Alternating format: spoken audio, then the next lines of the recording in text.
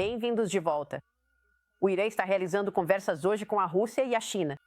Eles estão buscando ajuda para evitar o restabelecimento imediato das sanções da ONU caso não fechem um acordo nuclear até o final de agosto, já que o presidente Trump deu a eles um prazo de 50 dias. O Irã também vai conversar com a França, a Alemanha e o Reino Unido nesta próxima sexta-feira.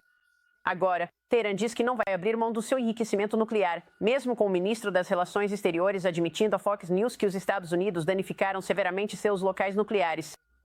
Veja só. Por que não importar urânio enriquecido, como outros países fazem, como parte do acordo? Por que não fazer dessa forma? Bem, porque isso é uma conquista científica, que nós alcançamos por conta própria. Por que deveríamos importar algo que podemos produzir nós mesmos? Qual é a extensão dos danos ao programa de enriquecimento nuclear após esses ataques? Bem, nossas instalações foram danificadas, seriamente danificadas. A extensão disso está agora sob avaliação pela nossa Organização de Energia Atômica. Mas, pelo que eu sei, elas foram seriamente danificadas. Seriamente danificadas. O ministro das Relações Exteriores também disse ao Brett que o Irã está aberto a negociações, mas não a negociações diretas com o governo Trump. Brett também o pressionou sobre as ameaças do Irã contra a vida do presidente Trump. Assistir. Senhor ministro, o Irã está atualmente tentando assassinar o presidente Trump, o ex-secretário de Estado Mike Pompeo, o ex-embaixador John Bolton e outros funcionários do governo Trump após a morte de Qasem Soleimani. Não. Nós nunca dissemos isso. Talvez algumas pessoas, aqui ou ali, tenham dito coisas assim, mas essa nunca foi a posição oficial do Irã. Senhor ministro, o Ayatollah disse morte à América, e isso significa morte ao Trump. Isso veio do líder supremo. Então dá para entender por que o governo está olhando para alguns desses sinais e dizendo que vocês estão fazendo isso. Não, eu acho que isso tudo é propaganda.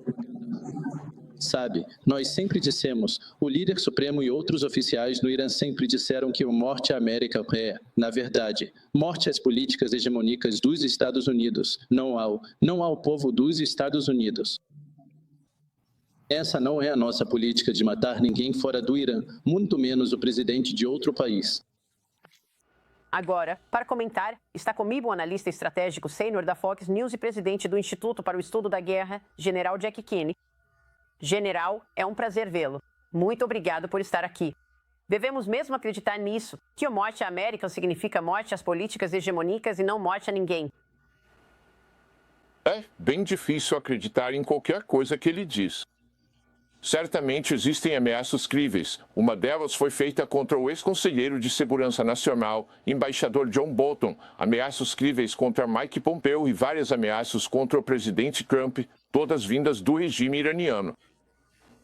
Ele está aí, sentado, desculpe, no Special Report de ontem à noite, mentindo descaradamente. E ele também tenta argumentar que eles estão apenas desenvolvendo energia nuclear civil. Agora, pense sobre isso por um segundo.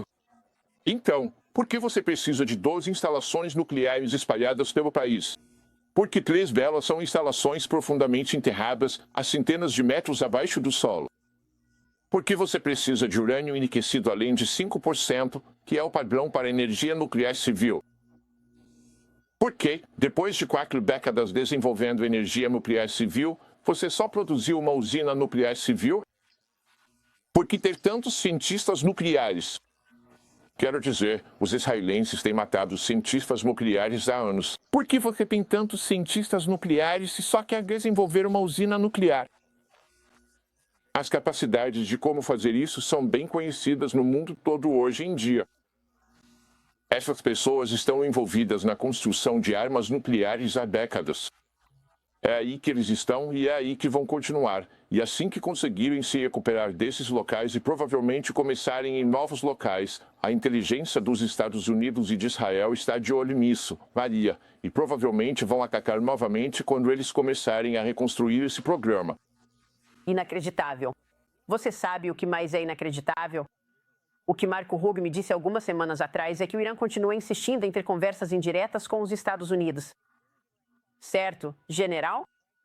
Quer dizer, eles não terão conversas diretas com os Estados Unidos. Eles precisam de mediadores. Por que não falam direto com os Estados Unidos?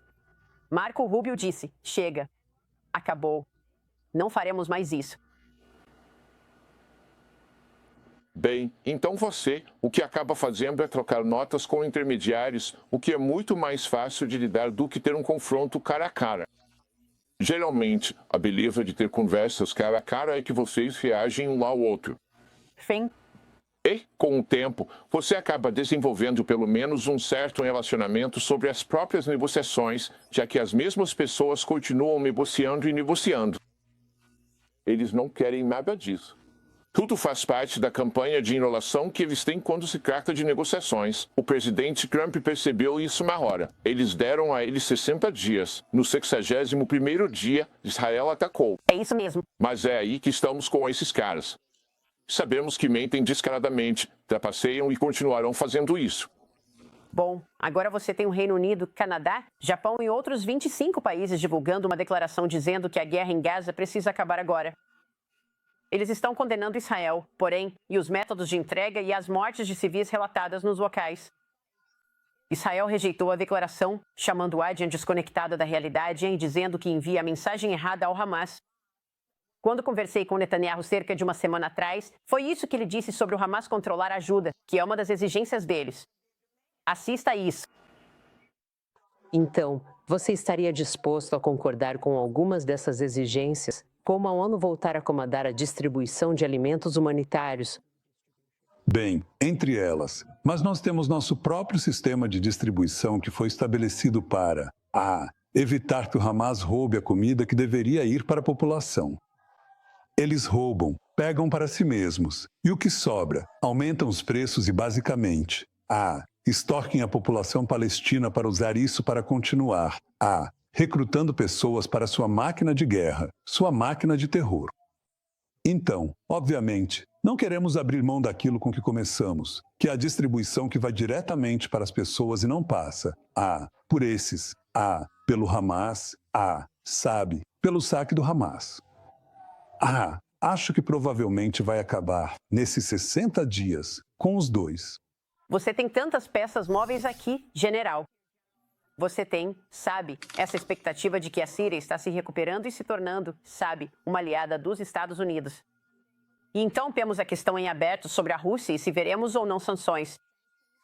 O que você acha que é mais importante aqui? E você acha que no final veremos sanções da ONU impostas à Rússia? Porque Trump deu. Sim, bem, antes de tudo. A Rússia também tem período de 50 dias, certo? Vamos lidar com isso. Claro. Quero dizer, as 28 nações, todas organizadas e pedindo a Israel para parar a guerra. Isso que eu quero dizer, vamos colocar os fatos na mesa aqui. O Hamas começou essa guerra. Certo. E o Hamas prolongou a guerra. Quero dizer, Netanyahu e sua equipe ofereceram à liderança do Hamas, aqueles que ainda estão vivos, uma saída de Gaza de graça. Vocês podem sair livres. E também, aqueles que ficarem para trás, desmilitarizem e abram mão do controle político sobre o povo de Gaza. Ele está oferecendo a liberdade deles, e eles estão rejeitando. E por isso a guerra continua, porque eles seguem armando agora adolescentes para compensar a perda de 20 mil combatentes. Quando se trata da distribuição de alimentos, a rede de distribuição de alimentos da ONU é corrupta porque o Hamas a controla. Eles se financiam com isso, mas também usam, e isso é importante, como controle político sobre o povo. Sim. É por isso que Netanyahu e os Estados Unidos organizaram um sistema separado de distribuição de alimentos. Admito que eles precisam de mais pontos de distribuição de alimentos nesse sistema. Acho que essa é uma crítica justa. Mas a crítica geral de que o Hamas está envolvido na distribuição de alimentos não faz sentido algum, de jeito nenhum. E daqui para frente, acredito que haverá sanções revogadas no final de agosto. Sim. Qualquer uma das nações pode fazê-lo. Obviamente, a Rússia e a China não vão fazer isso, mas as outras 3 nações, os Estados Unidos, o Reino Unido, a França e a Alemanha podem fazer isso. E acho que veremos isso acontecer, e isso será uma coisa boa, mais pressão sobre os iranianos. Sim, é como se essa fosse a única coisa a qual ele responde. Pressão sobre sua máquina de fazer dinheiro, que é claro, petróleo e gás. General, é ótimo ver você. Muito obrigado por contribuir com tudo isso. Nós lhe agradecemos muito.